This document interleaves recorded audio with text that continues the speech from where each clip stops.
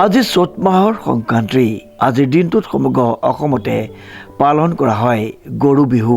সমান্তৰালকৈ যোৰহাটৰ ভোগদৈনৈত মনামাজিবাসী ৰাইজৰ উলহ মালহেৰে উদযাপন কৰা হয় সমূহীয়া গৰু বিহু। আচলতে আজি অসমীয়াৰ স্বাভিমান, অসমীয়াৰ অস্তিত্ব এই আমাৰ বিহু।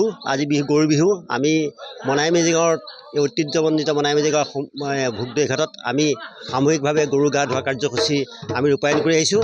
এইটো আমাৰ 18টি বৰ্ষ।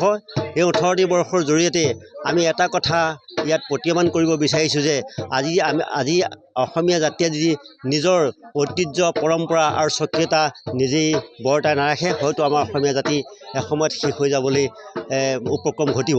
কিন্তু আমি এই বিহুৰ জৰিয়তে আমি প্ৰথমতে আমি আমাৰ ঐতিহ্য পৰম্পৰা ৰখাত চেষ্টা কৰিছোঁ আৰু আমি বিশেষকৈ নতুন প্ৰজন্মক আমি আমাৰ যাতে এই পূৰ্বৰ পৰম্পৰা আৰু ধাৰা যাতে আমি কেনেধৰণে অব্যাহত ৰাখিব পাৰিব, সেই নতুন প্ৰজন্মক আমি ইয়াৰ মাজত সম্পৃক্ত কৰি লৈছোঁ। আমি আশা ৰাখিম যে সকলো ওলাই আহক। আমি আমাৰ অসমীয়া জাতি জীয়াই ৰাখিবলৈ আমাৰ স্বকীয়তাটো আমাৰ ঐতিহ্য পৰম্পৰা আমি জীয়াই ৰাখিব লাগিব।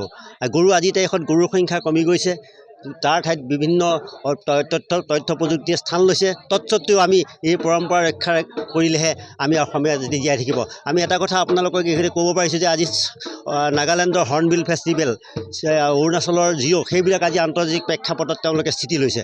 কিন্তু আমাৰ এই গৰু বিহুটোকো আমি সামূহিকভাৱে এনে প্ৰচেষ্টা কৰি আমি এনেকুৱা এটা পৰ্যায়লৈ লৈ যাব পাৰিম, আন্তৰ্জাতিক পৰ্যায়লৈ লৈ যাব পাৰিম, যিটোৱে গম পাব যে অসমীয়া এটা জাতি, অসমীয়া এটা স্বকীয়তা আছে, অসমীয়া এটা স্বাভিমান থকা জাতি।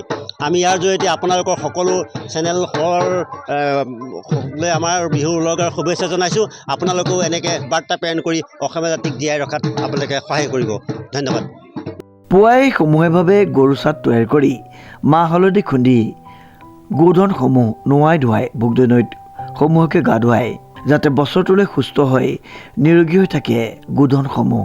আনহাতে গাঁৱৰ সকলো লোক ওলাই আহি বিহু নচা পৰিলক্ষিত হয়। ডিজিপ বৰাৰ ৰিপৰ্ট, নিউজ নাও।